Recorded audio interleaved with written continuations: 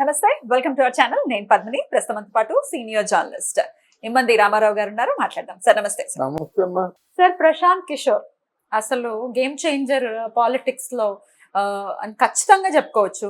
ఆయన చేసేటటువంటి plannings gun shot లాగా ఉంటాయని కూడా ఖచ్చితంగా చెప్పుకోవచ్చు. ఈ పార్టీని నిలబెట్టాలి, ఈ పార్టీని అధికారంలోకి తీసుకురావాలి అని కనుక ప్లానింగ్ చేస్తే ఖచ్చితంగా అదే పార్టీ వచ్చినటువంటి దాఖలాలు ఉన్నాయి.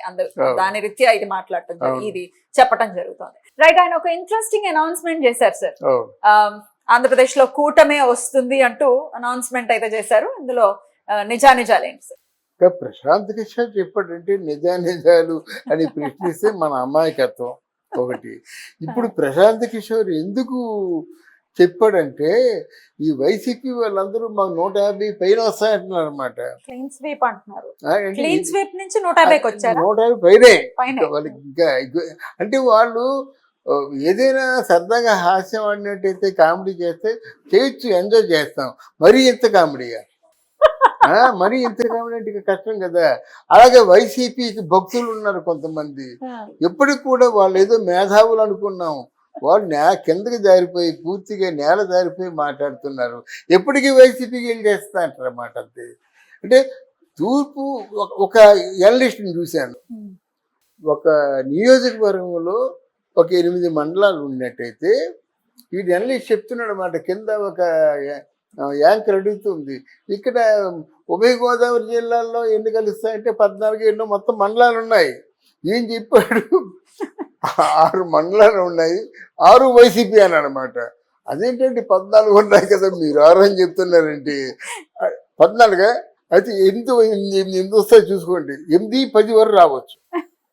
మీరు ఇలాంటి అన్నిట్లు పెట్టుకొని మనం ఏమి 6, 8, 10 ఇంకా అక్కడి నుంచి ఆవిడ యాంకర్ చెప్పడం మానేసింది.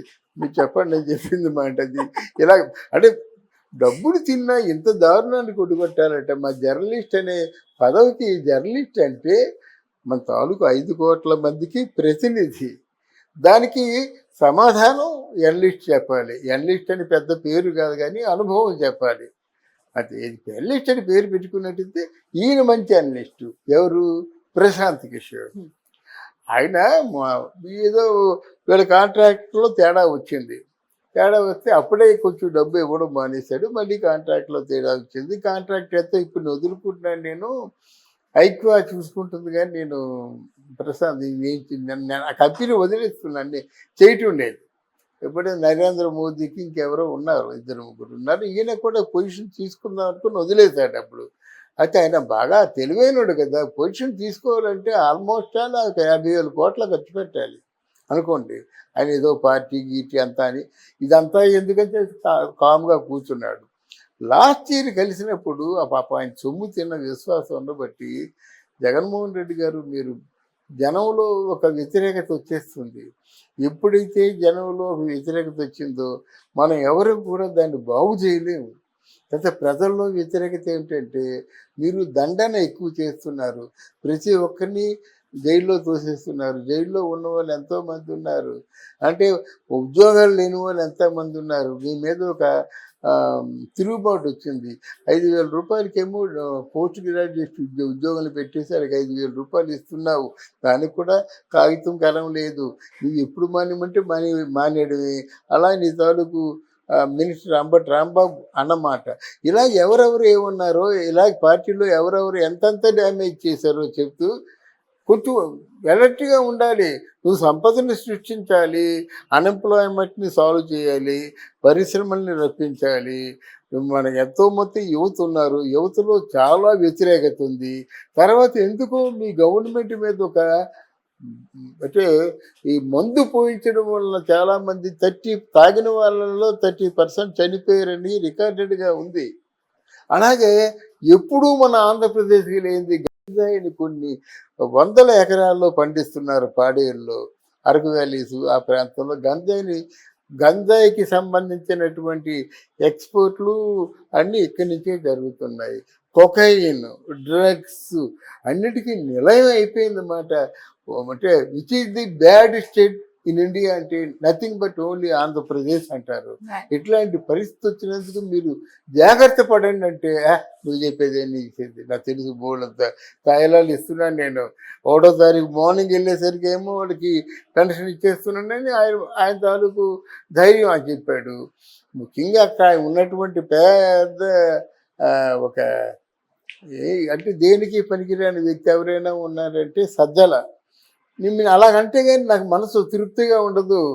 జగన్మోహన్ రెడ్డి సర్వనాశనం చేసిన వ్యక్తి ఎవరైనా ఉన్నారంటే సజ్జల. జగన్మోహన్ రెడ్డిని సర్వనాశనం చేసిన రెండో వ్యక్తి ఎవరున్నారంటే జగన్మోహన్ రెడ్డి. అసలు మొదటి వ్యక్తే అయి ఉండేవాడు. ఎప్పుడైతే గెలిచాడో సజ్జల తెలివితేటలతో ఈ ఒక ప్రత్యేకమైన బ్రాంచ్కి ఎలొకేట్ చేశారన్నమాట. ఆ ప్రత్యేకమైన బ్రాంచ్ ఏమిటంటే ల్యాండ్. హిరణ్యాక్షుల్లాగా ఎక్కడ ఎంత భూమి కనిపిస్తే ఆ భూమిని కబ్జా చేసేయడమే అది పని.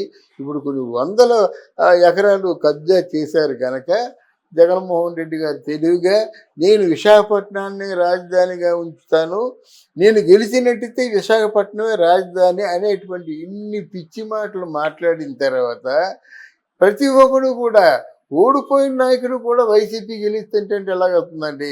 అక్కడ విడుదల రజని ఓడిపోతుందో తెలుసు, వైసీపీ గెలుస్తుందండి. ఇక్కడ కొడాలి అని ఆయన ఏమంటాడు, బాబు డబ్బులు పనిచేశాను బాబు, గెలవపోతే పోయాను, నా డబ్బులు నాకు ఇచ్చేయండి అంటాడు. ఓపెన్ గానే మాట ఓపెన్ గా నా డబ్బులు నాకు ఇచ్చేయండి, నా డబ్బులు తీసుకొని వెళ్ళిపోయారు, ఆ ప్రజలకైనా ఇవ్వలేదు అంటాడు. ఆయన కొడాలి ఇంత గట్టిగా మాట్లాడే వ్యక్తి పాపం జాలి పుట్టింది ఆయన మీద.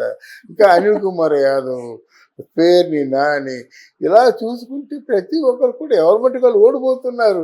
అక్కడ మరి రోజా ఎంత గొప్ప మహానటి, అసలు వైసీపీ అంటే నాదే అన్నట్టుగా మాట్లాడింది. ఆవిడ ఓడిపోతుంది, ఓడిపోయిన దాకా మంచి చక్కగా ఒక నిజమైన మాట చెప్పింది. మాట నేను ఓడిపోవడానికి కారణం తెలుగుదేశం కాదు, జనసేన పార్టీ కాదు, మా వాళ్ళే నన్ను ఓడించారు అని చెప్తుంది ఆవిడ.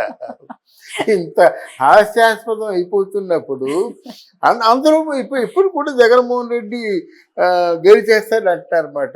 కొంతమంది పేటీఎం బ్యాచ్ ఉంటుంది అన్నమాట. 150కి 1 తక్కువ అవుతాయి కానీ మొత్తానికి జగన్మోహన్ రెడ్డి గన్ షాట్గా గెలుస్తారని. ఎవరు?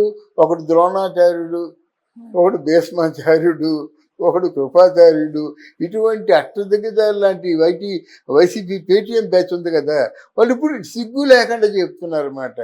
అందువల్ల వీళ్ళందరికీ వాళ్ళ నోటికి తాళం వేయాలంటే ఈరోజు మన ప్రశాంత్ కిషోర్ చెప్పవలసిన అవసరం ఎంతైనా ఉంది. చెప్పారు ఆయన ఓపెన్ గానే స్టేట్మెంట్ అయితే ఇవ్వడం జరిగింది. ప్రశాంత్ కిషోర్ అంతకుముందు చెప్పినప్పుడు కూడా ఇప్పుడు ఓపెన్ స్టేట్మెంట్.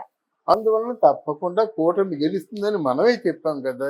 అయితే ఆయన ప్రశాంత్ కిషోర్ అంటే చాలా గొప్ప రాజకీయ ఆయన ఆ విధంగా చెప్పాడు. ఆయన చెప్పినందుకు మనం ఆయన అంటే మనం గౌరవిద్దాం. రైట్ సార్, థ్యాంక్ యూ అమ్మా.